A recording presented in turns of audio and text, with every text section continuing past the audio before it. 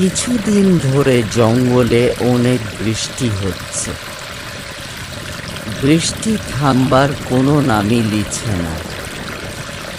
তাই সব পশু পাখি একটি গুহায় আশ্রয় নিয়েছে। গুহার ভিতরে তাদের মিটিং চলছে।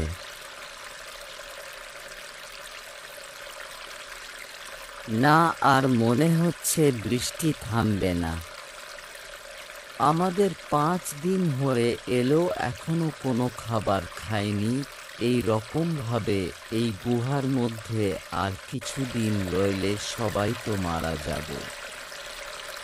বাঘ মামা, তুমি কিছু করো, তুমি তো জঙ্গলের রাজা, তুমি যদি কিছু উপায় বের করো।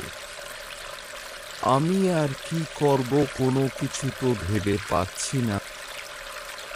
তাহলে কি কোনো উপায় নেই? আমার না খেয়ে মরতে হবে। ভেবে দেখো, যদি কোনো উপায় পাও তো। একটি উপায় আছে। কি উপায় বাঘ মামা? পূর্ব দিকে এক জঙ্গল আছে, ওই জঙ্গলকে যেতে পারলে ওই জঙ্গলে খাবার ও বেশি আছে।